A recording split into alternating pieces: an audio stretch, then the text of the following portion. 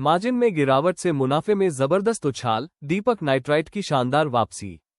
भारत का केमिकल उद्योग पिछले कुछ समय से कमजोर ग्लोबल डिमांड, चीन की तरफ से भारी सप्लाई, प्रोडक्ट की कीमतों पर दबाव और कच्चे माल की कीमतों में उतार चढ़ाव जैसी चुनौतियों का सामना कर रहा है। ऐसे माहौल में जिन कंपनियों का वॉल्यूम स्थिर रहता है, उनके मुनाफे में भी भारी उतार चढ़ाव आ सकता है, क्योंकि बिक्री की कीमतों और इनपुट लागत के बीच का अंतर बहुत तेजी से बदल सकता है। दीपक नाइट्राइट पर भी इस दबाव का असर पड़ा है। इसके शेयर अभी लगभग 1700 रुपये के स्तर पर ट्रेड कर रहे हैं और अगस्त 2024 में बने अपने अब तक के सबसे ऊंचे स्तर से करीब 45% नीचे है। फिर भी हालिया कमाई के आंकड़े कुछ और ही कहानी बयां करते हैं। Q1 FY27 में इसका EBITDA मार्जिन 21% तक पहुंच गया, जो Q1 FY26 में दर्ज 11% के मुकाबले लगभग दोगुना है।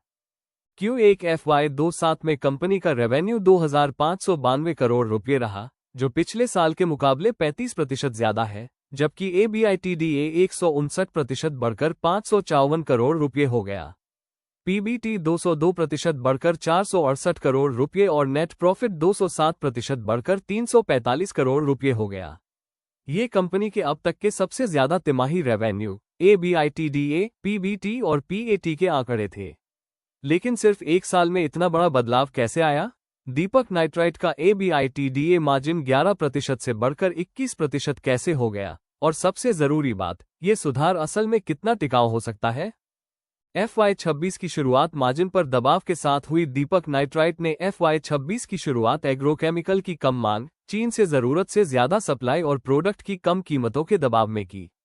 Q1 FY26 में रेवेन्यू 1914 करोड़ रुपए, EBITDA 214 करोड़ रुपए और PAT 112 करोड़ रुपए रहा, जिसमें EBITDA मार्जिन 11% था।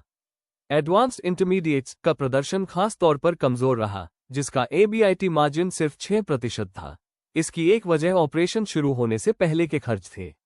Q2 FY26 में थोड़ी रिकवरी दिखी, जिसमें कुल EBITDA मार्जिन बढ़कर 12% हो गया, जबकि एडवांस्ड इंटरमीडिएट्स का मार्जिन और गिरकर 4% पर आ गया।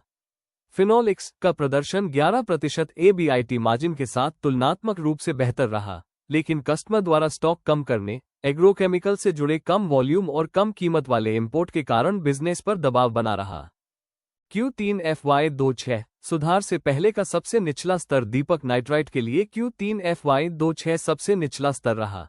कंपनी का रेवेन्यू बढ़कर 1983 करोड़ रुपए हो गया, लेकिन EBITDA 119 करोड़ रुपए पर ही अटका रहा और मार्जिन गिरकर 11% हो गया। सबसे ज्यादा असर एडवांस्ड इंटरमीडिएट्स सेगमेंट पर पड़ा, जहां चीन की तरफ से आक्रामक डंपिंग, ग्लोबल स्तर पर जरूरत से ज्यादा सप्लाई और कम रियलाइजेशन की वजह से EBIT मार्जिन गिरकर सिर्फ 2% रह गया। साथ ही नाइट्रिक एसिड प्लांट में देरी के कारण कंपनी को स्पॉट मार्केट से महंगा नाइट्रिक एसिड खरीदना पड़ा, जिससे मार्जिन पर और बुरा असर पड़ा। इस तरह वॉल्यूम में सुधार के बावजूद कम कीमतों और ज्यादा इनपुट लागत ने मुनाफे पर भारी दबाव बनाए रखा, जिससे बाद में हुए सुधार की नींव पड़ी। Q4 FY26 सुधार की शुरुआत। Q4 FY26 में दीपक नाइट्राइट की कमाई में पहली बार बड़ी रिकवरी देखी गई। कंपनी का रेवेन्यू बढ़कर 2127 करोड़ रुपए हो गया और EBITDA तिमाही दर तिमाही आधार पर 74% बढ़कर 383 करोड़ रुपए तक पहुंच गया, जिससे EBITDA मार्जिन 11% से बढ़कर 18% हो गया। ये सुधार बेहतर कीमतों, मजबूत प्रोडक्ट मिक्स, लागत में कटौती और सप्लाई चेन के बेहतर इंटीग्रेशन की वजह से हुआ। फिनोलिक्स कंपनी की ग्रोथ का मुख्य इंजन बनकर उभरा और इसने 20% का मजबूत EBIT मार्जिन दिया, जबकि एडवांस्ड इंटरमीडिएट्स के प्रदर्शन में भी सुधार हुआ। खास बात यह है कि नाइट्रिक एसिड प्लांट अपनी क्षमता के केवल 45% पर ही काम कर रहा था, जिससे पता चलता है कि बैकवर्ड इंटीग्रेशन का पूरा फायदा मिलने से पहले ही मार्जिन में सुधार हो गया था। फिनोलिक्स ने मार्जिन में सुधार को आगे बढ़ाया। Q1 FY27 में सुधार मुख्य रूप से फिनोलिक्स की वजह से हुआ, जहां रेवेन्यू 1775 करोड़ रुपए तक पहुंच गया और EBIT बढ़कर 418 करोड़ रुपए हो गया। इससे मार्जिन साल दर साल 9% से बढ़कर 24% हो गया और इसने कुल सेगमेंट EBIT में लगभग 86% का योगदान दिया। बेहतर प्रोडक्ट की कीमतें, स्थिर मांग, प्लांट का ज्यादा इस्तेमाल, बेहतर रॉ मटेरियल खरीद, कार्यक्षमता में सुधार और रुकावटों को दूर करने जैसे कारकों ने इस परफॉर्मेंस को बेहतर बनाया, जबकि रिन्यूएबल एनर्जी से 4.5 करोड़ रुपए की बचत हुई।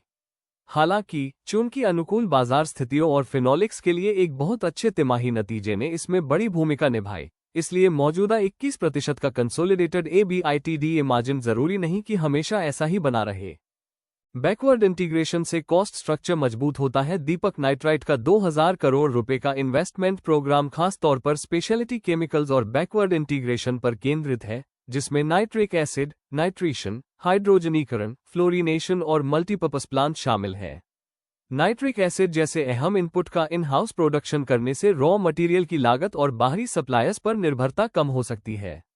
ये फायदे पहले से ही एडवांस्ड इंटरमीडिएट्स में दिख रहे हैं, जहां बेहतर रियलाइजेशन, यूटिलाइजेशन और प्रोडक्ट मिक्स की वजह से EBIT मार्जिन Q3 FY26 में लगभग 2% से बढ़कर Q1 FY27 में 8% हो गया है। MIBK, MIBC, एसीटोफेनोन और स्पेशलिटी एग्रोकेमिकल्स जैसे आने वाले प्रोडक्ट से और ग्रोथ मिल सकती है। हालांकि इसके फायदे कस्टमर की मंजूरी और नए प्लांट कितनी जल्दी पूरी क्षमता से काम करना शुरू करते हैं, इस पर निर्भर करेंगे। क्या 21% का मार्जिन बना रहेगा? दीपक नाइट्राइट FY27 में कहीं ज्यादा मुनाफे के साथ आगे बढ़ रही है। इसकी वजह बेहतर फेनोलिक स्प्रेड, ज्यादा क्षमता का इस्तेमाल, लागत पर नियंत्रण और बैकवर्ड इंटीग्रेशन है। ध्यान देने वाली मुख्य बात एडवांस्ड इंटरमीडिएट्स है, जहां EBIT मार्जिन Q3 FY26 के सिर्फ 2% से बढ़कर Q1 FY27 में 8% हो गया है। नए प्लांट के सफल कामकाज से कमाई और बढ़ सकती है। हालांकि चीन से ज्यादा सप्लाई, कच्चे माल की कीमतों में उतार चढ़ाव और काम शुरू होने में देरी जैसे जोखिम अभी भी बने हुए हैं। इस बीच 11,500 करोड़ रुपए का प्रोपलीन और पॉलीकार्बोनेट प्रोजेक्ट लंबे समय में ग्रोथ तो देगा, लेकिन इससे कर्ज, ब्याज और डेप्रिसिएशन भी बढ़ेगा। अब बड़ा सवाल यह है कि क्या 21% का EBITDA मार्जिन कुछ समय के लिए है या ये दीपक नाइट्राइट के लिए ज्यादा मुनाफे वाले स्ट्रक्चर की शुरुआत है।